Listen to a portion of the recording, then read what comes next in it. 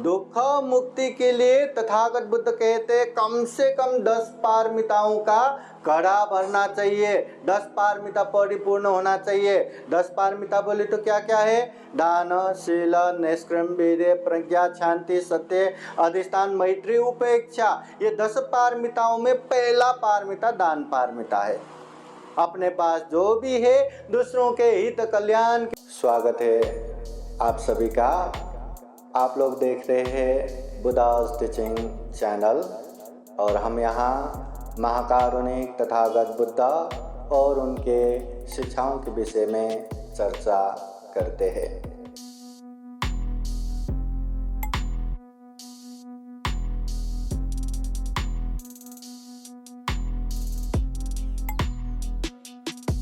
दानञ्च धम्मचर्या च ज्ञातकानञ्च सङ्गहो अनवज्जानि कर्माणि एतं मङ्गलमुत्तमम्। महाकारुणिक तथागत बुद्ध धम्म संघ को त्रिवार वंदना। परम पूजनीय बोधिसत्व डॉक्टर बाबा साहब अम्बेडकर, जेट1 बुद्ध विहार, देवराई परिसर, माडा कॉलोनी, ये बीट बाईपास, छत्रपति संभाजी नगर में आज जो विशेष कार्यक्रम हो रहा है, कार्यक्रम में उपस्थित पूजनीय बदंत करुणानंद महाथेरो, अनुरुद्ध थेरो, यशोदीप थेरो, भिक्षु समेत बोधि सुगतानंद प्रमुख, संपूर्ण श्रद्धा संपन्न, बुद्धि संपन्न उपासक उपासिकाएं। महाकारुणिक तथागत बुद्ध कहते हैं दानंच धम्मचर्या च, दान देना ये उत्तम मंगल है, धम्म की आचरण करना ये उत्तम मंगल है। ज्ञातकानंच संगहो, अपने ज्ञाति बंधु संग्रह करना, उन लोगों को भी साथ में रखना, ये भी उत्तम मंगल है। अनवज्जानि कर्माणि एतं मंगलम उत्तमं, कैसे एकदम भयभीत होने वाला, मन बेचैनी होने वाला, पाप अकुशल से दूर रहना, ये भी उत्तम मंगल है। इसमें से दान देना उत्तम मंगल है। और आज का कार्यक्रम दान का ही है। ये 16, 18, 19 को अकोला के तेलारा में धम्म परिषद हो रहा था। उस समय के करुणानंद भंते जी भी थे और सुगतानंद भंते जी को लेके गया था मैं। हाँ, एक दिन पहले गए, वहाँ रुके, अगले दिन कार्यक्रम किए और फिर वहाँ से ये औरंगाबाद में 19 तारीख का बहुत बड़ा कार्यक्रम थे, हम वहाँ पे आए। तो जाते समय, अकोला जाते समय और आते समय हमारा बहुत चर्चा परिचर्चा हुआ। वैसे पूजनीय भिक्षु संघ बाकी भी रहते समय तो चर्चा तो होता है, परंतु वो पीछे रहते हैं, फिर सुनते नहीं सुनते। पर एक ही जन थे तो चर्चा करते करते कि हमें ये रिटायर्ड लाइफ है, ये बुढ़ापा है, जिंदगी कहाँ कब तक साथ देगा पता नहीं, तो हमें पुण्य करते ही जाना है। बाबा साहब की पुण्य ही इतना सर्वश्रेष्ठ धम्म मिला, ऐसे सद्धम्म जहाँ देने वाले को सोचने की जरूरत नहीं, आंखें बंद करके दान दे सकते हैं। जितना दान देंगे उतना पुण्य लगता है, बस लेने वाले को ही सोचना चाहिए। देने वाले तो एकदम श्रद्धा पूर्वक आंखें बंद करके दान दे सकते हैं, इतना अच्छा ये धम्म मिला है। ऐसे धम्म में छिबर मिला है तो करना चाहिए, कम से कम महीने में एक बार करना चाहिए। हाँ, ये अनुरुद्ध भंते ने भी महीने महीने में बहुत महीने तक अपने बुद्ध विहार में किए। अभी शायद बंद हुआ या चल रहा है? चल रहा है। महीने महीने में भंते जी करते तो उपासक उपासिकाओं को भी भोजन दान देने का मौका मिलता है। बाकी श्रद्धा से जो दान देगा नहीं देगा वो अपना है, परंतु भंते जी को, आने वाले भंते जी के लिए दान खुद देना। और उन्होंने बोला हम चिबर भी दान देंगे, बहुत अच्छा है। चिबर दान देते ही संग दान होता है। तो महीने में एक बार इस तरह का करना चाहिए। भंते जी को भी, रिटायर्ड लाइफ जीने वाले सुमेध बोधि भंते जी भी कब से करेंगे, भंते जी बोल रहा है, परंतु डेट नहीं मिल रहा है। कौन सा समय पे करना है वो अभी यहाँ से तुरंत बाद उनका भी डेथ फाइनल हो जाएगा। महीने महीने में इस तरह से धम्म का कार्यक्रम करना चाहिए। उपासक उपासिकाओं को भी अपने अपने घर में महीने में एक बार भंते जी बुला के परित्राण धम्म देशना धम्म का माहौल करते जाना चाहिए। किच्छो मनुष्य पति लाभ हो, मनुष्य जीवन प्राप्त करना बहुत दुर्लभ है, अमूल्य है, सर्वश्रेष्ठ है, खूब पुण्य लगता है तब जाके ऐसे जीवन मिलता है। और ऐसे जीवन में भी हम खा पी के परिवार बना के जीने के लिए संघर्ष करके मर जाएंगे तो जीव जंतु पशु पंछी कीट पतंग और हम सर्वश्रेष्ठ मनुष्य जीवन में क्या फर्क रह जाएगा। हम भी खा पीते, वो प्राणियाँ भी खा पीते, हम भी परिवार बनाते, वो भी परिवार बनाते, वो भी संतान उत्पादन करते, हम भी जीने के लिए संघर्ष करते, वो लोग भी जीने के लिए संघर्ष करते, हम भी मर जाते, वो भी मर जाते। क्या फर्क है? फर्क इतना है कि हम इंसान है, पाप धम्म समझ सकते हैं, हर पाप से दूर हो सकते हैं, हर पुण्य कार्य में आगे बढ़ सकते हैं। ये केवल और केवल इंसान ही कर सकता है, बाकी कोई नहीं कर सकता। इसलिए ऐसे जीवन में हमें खूब पुण्य करना चाहिए। दान तो प्रमुख आधार है। जो व्यक्ति दान देता है वो शील भी पालन कर पाएंगे। जो व्यक्ति शील पालन करते हैं वो समाधि ध्यान भी कर पाएंगे। जो व्यक्ति समाधि करेंगे उसका प्रज्ञा भी वृद्धि हो जाएगा। जो व्यक्ति प्रज्ञा वृद्धि होगा वो दुख मुक्त भी होगा। संपूर्ण दुख मुक्ति गुण धम्म के लिए दान मूल आधार है। इसलिए हर किसी को दान देना चाहिए। चीवरधारी भिक्षुओं को तो और देना चाहिए। ऐसा नहीं कि यहाँ कोई भी दान नहीं देता, हर कोई दान देता है। करुणानंद भंते इतने बड़े बड़े प्रोग्राम करके भंते जी खुद दान देते हैं, सारे भंते जी दान देते। और भंते जी ने भी बोला ना, दान देना ये वस्तु चीवर दान आर्थिक दान ये तो है ही, मैं हूँ करके अभय दान देना तो है ही। सबसे बड़ा तो धम्म दान है। धम्म की बातें बताना ये बहुत बड़ा दान है। और पूजनीय भिक्षु संघ धम्म दान तो देते रहते हैं। दान देना चाहिए। हमें दुख मुक्त होना है कि नहीं? होना है कि नहीं? दुख मुक्ति के लिए तथागत बुद्ध कहते कम से कम 10 पारमिताओं का घड़ा भरना चाहिए। 10 पारमिता परिपूर्ण होना चाहिए। 10 पारमिता बोले तो क्या क्या है? दान, शील, निष्क्रम, वीर्य, प्रज्ञा, शांति, सत्य, अधिष्ठान, मैत्री, उपेक्षा। ये 10 पारमिताओं में पहला पारमिता दान पारमिता है। अपने पास जो भी है दूसरों के हित कल्याण के लिए देने के लिए तैयार रहना, ये दान पारमिता।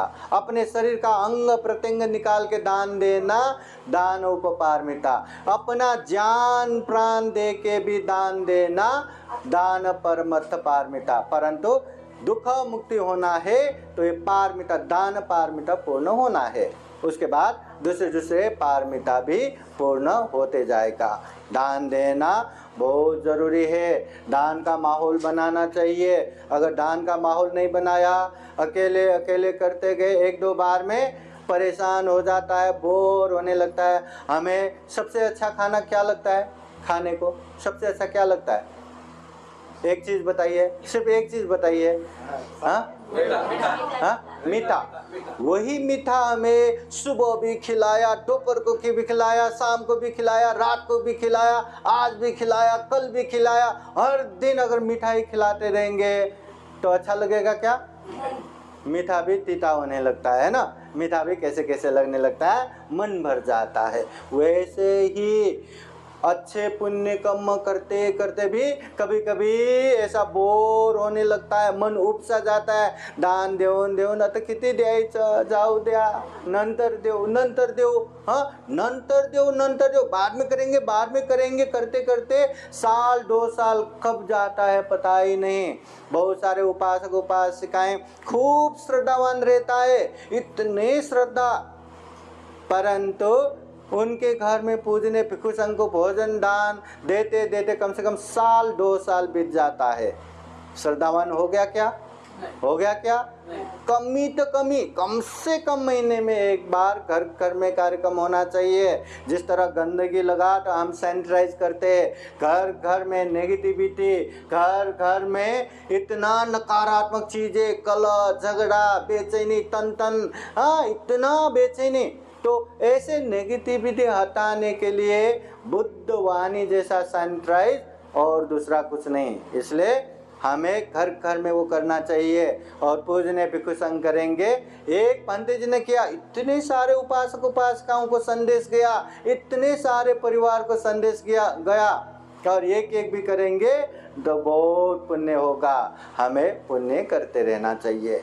एक समय महाकारुणिक तथागत बुद्ध के पास कौशल देश के राजा प्रसेनजित आते हैं और पूछते हैं, भगवान आप दान देना चाहिए ऐसा उपदेश देते हैं। आपके श्रावक संघ भी दान देने का ही उपदेश देते हैं, वास्तव में दान कहाँ देना चाहिए? उस समय तथागत बुद्ध ये नहीं कहते दान मुझे दो, बुद्ध को दो, अपने भिक्षु संघ को दो, ऐसा नहीं कहते। बुद्ध कहते हैं यत् चित्त पसिदति तत् दातवं, जहाँ मन प्रसन्न होगा वहाँ दान दो, जहाँ देने से अच्छा लगता है वहाँ दान दो। फिर राजा पूछते हैं, भगवान कहाँ दान देने से ज़्यादा पुण्य मिलेगा?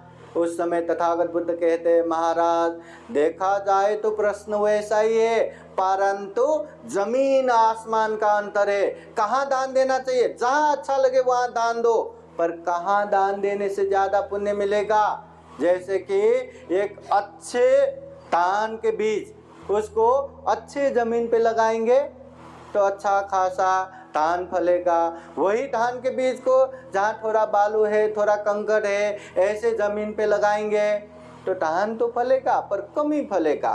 और वही धान के बीज को बहते हुए पानी में लगाएंगे तो क्या होगा? वो बीज भी बहा के लेके जाएगा।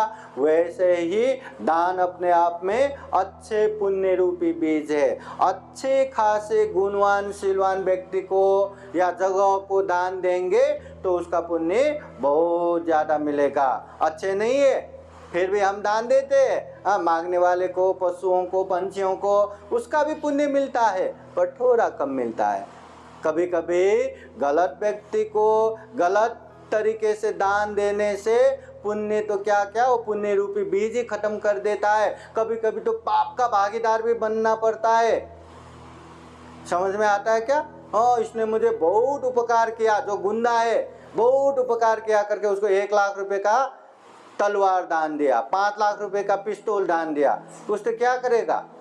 दूसरों का हत्या ही करेगा ना, गलती हो जाएगा ना, पुण्य लगेगा क्या? नहीं। इसलिए तथागत बुद्ध कहते हैं एकदम गुणवान शीलवान व्यक्ति को दान देने से बहुत ज्यादा पुण्य मिलेगा। उस समय तथागत बुद्ध क्रमिक रूप से समझाते भी है। ये मिलिंद प्रश्न में राजा ये मिलिंद जो नागसेन बंदे को पूछते हैं, नागसेन बंदे भी बताते हैं कहाँ दान देने से ज़्यादा पुण्य मिलता है। जैसे हम पशु पंछियों को दान देते हैं, है ना, कुत्ता बिल्ली पंछी, उनको भी हम खिलाते, उसका भी पुण्य मिलेगा।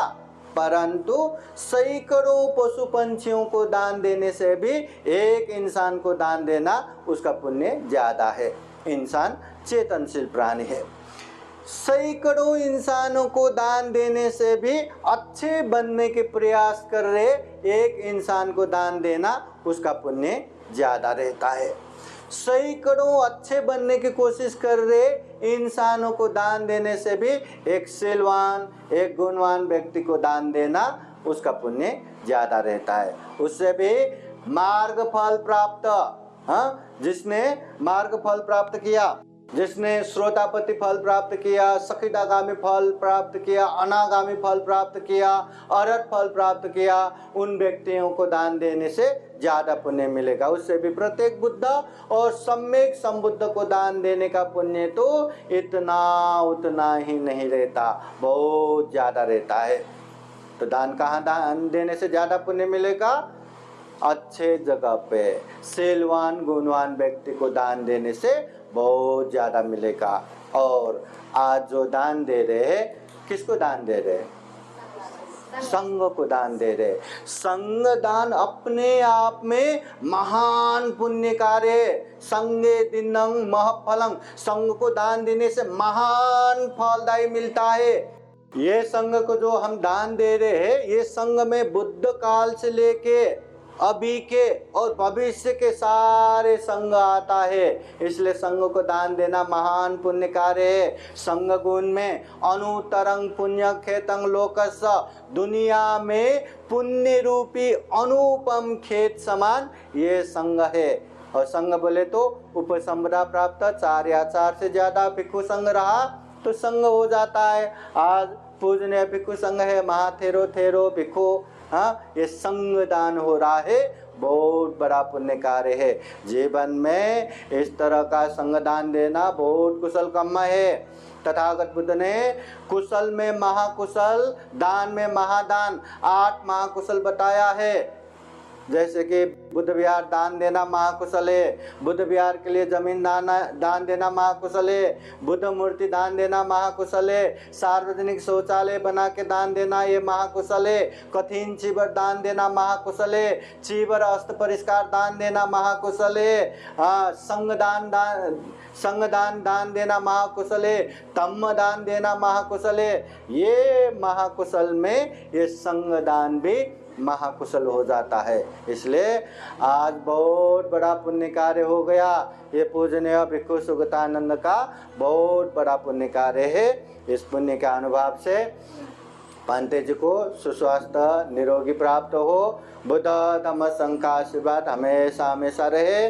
जीवन में खूब सारा पुण्य करते हुए, बुद्ध शासनिक कार्य करते हुए खूब आगे बढ़े, दुख मुक्त निर्वाण की तरफ निरंतर नज़दीक पहुँचे और दुर्लभ अमूल्य सर्वश्रेष्ठ जीवन को सफल बनाए, सार्थक बनाए। साथ ही साथ जेतवन बुद्ध विहार के संपूर्ण उपासक उपासिकाएं सभी के जीवन में खूब खूब सुख हो, शांति हो, मंगल हो, कल्याण हो, ऐसी कामना करते हुए ये धम्मदेशना यही समापन करते हैं।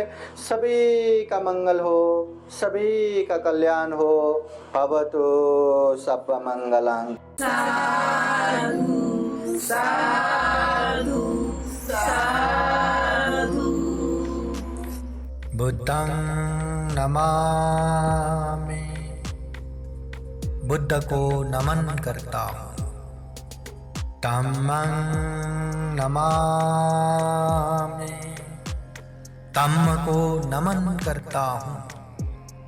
संघं नमामि, संघ को नमन करता हूँ।